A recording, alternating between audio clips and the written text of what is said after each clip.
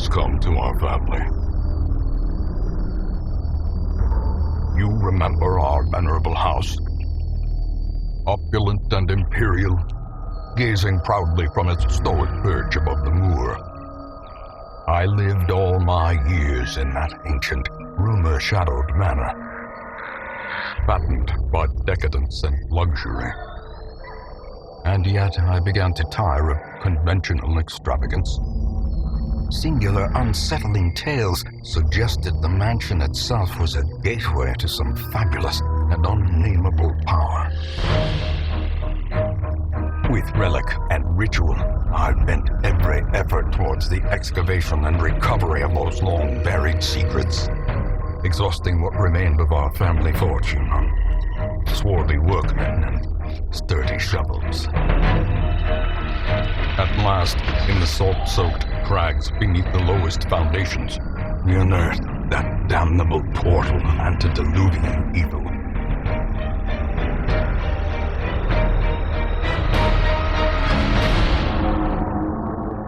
Our every step unsettled the ancient earth, but we were in a realm of death and madness. In the end, I alone fled laughing and wailing through those blackened arcades of antiquity, until consciousness failed me. You remember our venerable house, opulent and imperial.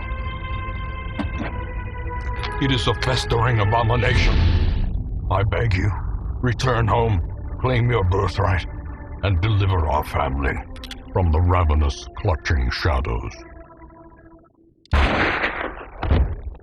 of the darkest dungeon.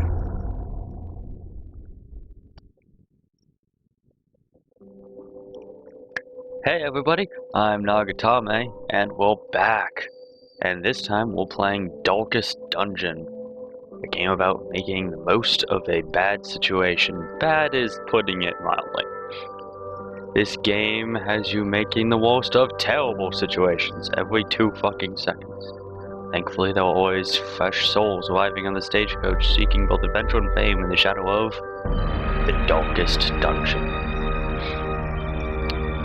So, as you can see, I've already played a tiny bit, but we're going to start a new one.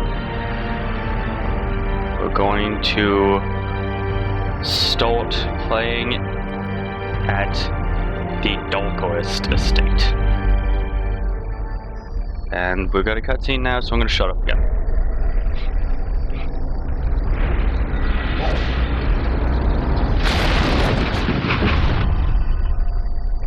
You will arrive along the old road. It winds with a troubling, serpent-like suggestion through the corrupted countryside, leading only, I fear, to ever more tenebrous places. There is a sickness in the ancient, pitted cobbles of the old road, and on its writhing path you will face viciousness, violence, and perhaps other damnably transcendent terrors.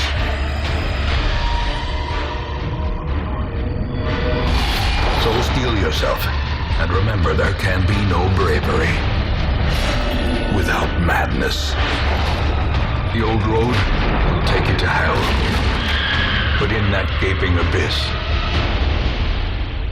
we will find our redemption. Man, this game can be intense. So this is a sort of turn-based RPG dungeon crawler with roguelike elements for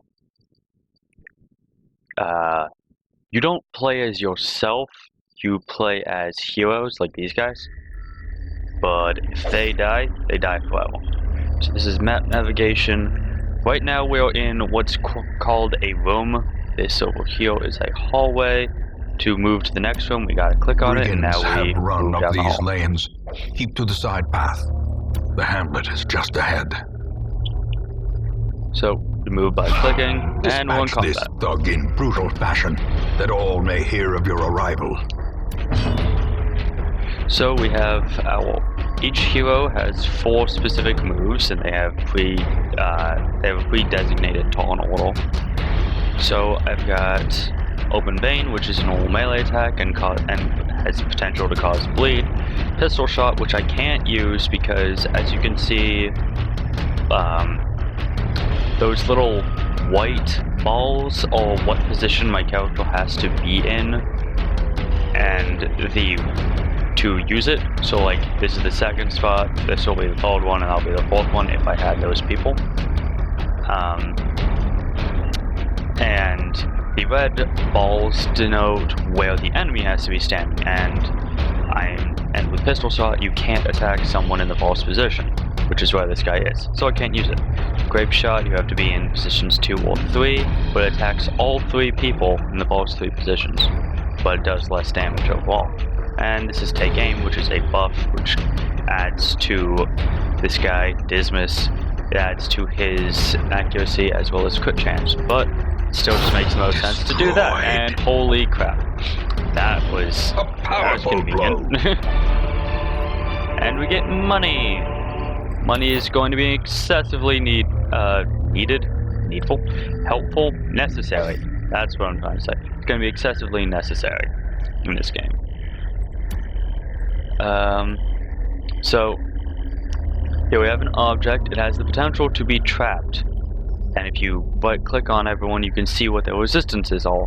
And Dismas, being a highwayman, has a 20% trap resistance and 30% blight and disease resistance, which are the ones that are most likely to be here, whereas Reynold has only like 30% disease and blight and no trap resistance at all. So it just makes more sense to go with this guy. And they left $600 unchecked. Behind. There is much to be found in forgotten places. So that you just saw was called stress. My stress, everyone started off with a base of 10 stress because reasons. And when you get to 100 stress, a character's resolve is tested, and they could become, and there are 2 possibilities.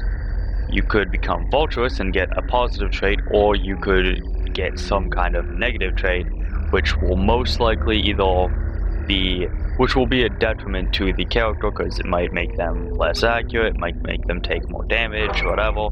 Or they could be virtuous, which is, an ambush. Benefit. Send these vermin a message. The rightful owner has returned, and their kind is no longer welcome. Love how it said that we will ambush, but they were surprised. So, this guy is strong as fuck, so it'll be in our best interest to just take him out as fast as we can. And this guy has his own moves. Zealot's Accusation. Zealot's Accusation can hit the people in the false 2 positions, but this guy is so big that he fills up false 2 positions. They put this guy in, and they put him in the front to show that whole thing. He has a 50% stun resist, which means that I'll just be going for high damage head steal. Because I do have a stunning move right there for the Crusader. And open veins again, extra damage. He's now taking 4 bleed damage per turn, which means that he's going to have 1 health left. Damn it. Ah! So everyone has the potential to dodge whenever they're attacked. They could get hit or they could dodge. Bleed is damage over time, as is blight. Yeah, the killed the big guy. Beast, the greater the glory. What you saw there was that my character lost 4 stress.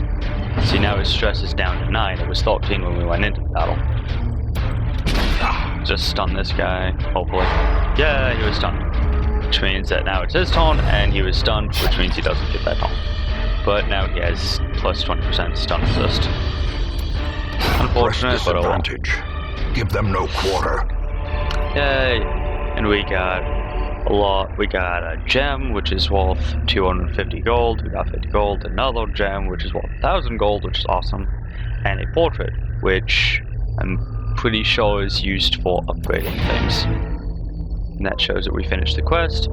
But it was a locked here's a trapped chest. It's specifically a trapped chest, so we definitely want this guy opening it. And it was trapped. We already knew it was trapped. But there was still a chance that there would be something in it. It was trapped with blight. That should have been some kind of... You'd think that'd be like disease or something, but whatever.